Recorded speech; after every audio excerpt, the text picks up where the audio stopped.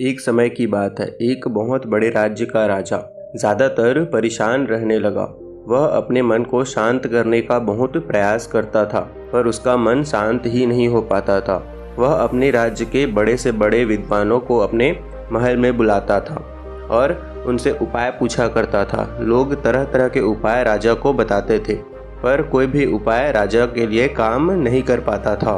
तभी एक दिन एक व्यक्ति राजा के पास आता है और राजा से कहता है, आपके मन को शांत करने का एक उपाय है राजन। राजा उस व्यक्ति की बात सुनकर बहुत खुश हो जाते हैं और उस व्यक्ति से कहते हैं, यदि तुमने ऐसा कर दिया तो मैं तुम्हें उतना धन दूंगा जितना तुम मुझसे मांगोगे।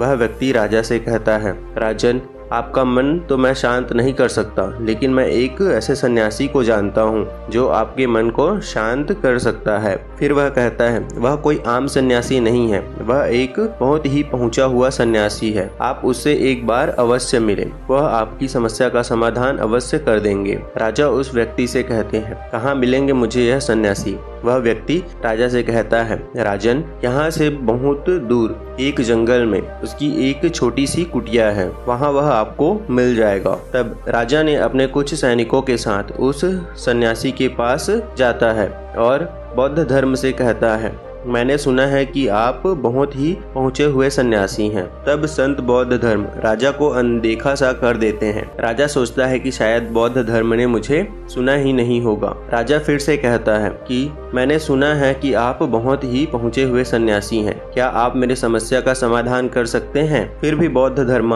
राजा का कोई भी प्रश्न का उत्तर नहीं देते। राजा मन ही मन सोचता है कि बौद्ध धर्म उसे कोई उत्तर क्यों नहीं दे रहे हैं। राजा मुद्दे की बात पर आता है। राजा बौद्ध धर्म से पूछता है, क्या आप मेरे मन को शांत कर सकते हैं? तब बौद्ध धर्म मुस्कुराते हैं और राजा से पूछते हैं, तुम्हारा मन अशांत क्यों है? तब राजा कहता है, वैसे तो मेरे पास कोई भी चीज की कमी नहीं है, धन मेरे पास इतना है जिसका मुझे खुद भी अंदाजा नहीं है, सभी सुख सुविधाएं हैं, लोगों के मन में मेरे लिए आदर है, मैंने बहुत सारे दान पुण्य भी किए हैं, पर बस एक चीज की कमी है मेरे अंदर, मेरा मन बहुत ही अशांत रहता है। यदि यह कभी कभी शांत भी हो जाता है तो यह फिर से अशांत हो जाता है। क्या आप मेरे मन को शांत कर सकते हैं? मैं बड़ी आस लेकर आपके पास आया हूँ, बाकी तो मैंने सब उपाय कर लिए हैं, बस आप ही मेरा एक अंतिम आस हो। तब बौद्ध धर्म उस राजा से कहते हैं, राजन, बिल्कुल मैं तुम्हारे मन को शांत कर सकता हूँ। राजा तब बहुत खुश हुआ और राजा कहता है कि उसके लिए मुझे क्या करना होगा। तब बौद्ध धर्म मुस्कुराते हैं और कहते हैं कि कल सवेरे तुम मेरे पास आना और ध्यान रहे कि तुम्हें अकेले आना होगा। तब राजा कहता है, ठीक है, मैं कल सुबह आपके पास अकेले आ जाऊंगा। तब बौद्ध धर्म कहते हैं, पर एक बात का और ध्यान रखना, अपने अशांत मन को अपने साथ ही लाना। राजा यह सुनकर चौंकता है और सोचता है, यह कैसी बात कही बौद्ध धर्म ने? राजा कहता है, आपने क्या कहा? कृपा करके एक बार और बताएंगे?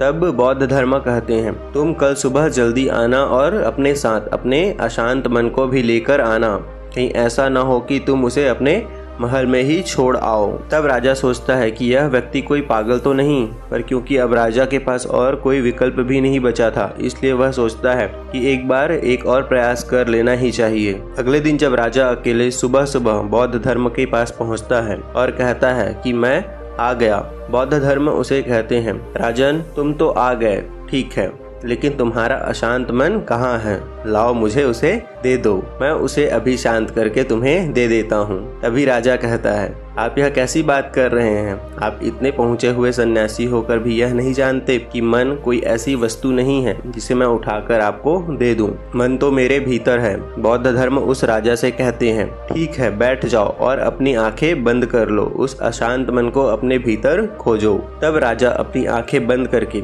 उस अशांत मन को अपने भीतर खोजने का प्रयास करता है। बहुत देर आंख बंद करके बैठे रहने के बाद बौद्ध धर्म राजा के कंधों पर हाथ रखते हैं और कहते हैं, आंख खोलो। राजा अपनी आंखें खोलता है और बौद्ध धर्म उसे पूछते हैं, राजन, तुम्हें तुम्हारा अशांत मन मिला क्या? तब राजा कहता है, नहीं। बौद्ध धर्म राजा से कहते हैं, कोई बात नहीं, कल तुम एक और प्रयास करना, आज के लिए इतनी खोज पर्याप्त थी। राजा अपने महल चला जाता है। फिर अगले दिन सुबह राजा फिर बौद्ध धर्म के पास आता है और वैसा ही करता है जैसा कल बौद्ध धर्म ने बताया था। राजा बैठ जाता है और अपनी आंखें बंद कर लेता है। और अपने उस अशांत मन की तलाश में फिर से वह लग जाता है। बहुत देर तक राजा बैठा रहता है। बौद्ध धर्म फिर से राजा के कंधे पर हाथ रखते हैं और कहते हैं, क्या तुम्हें तुम्हारा अशांत मन मिला?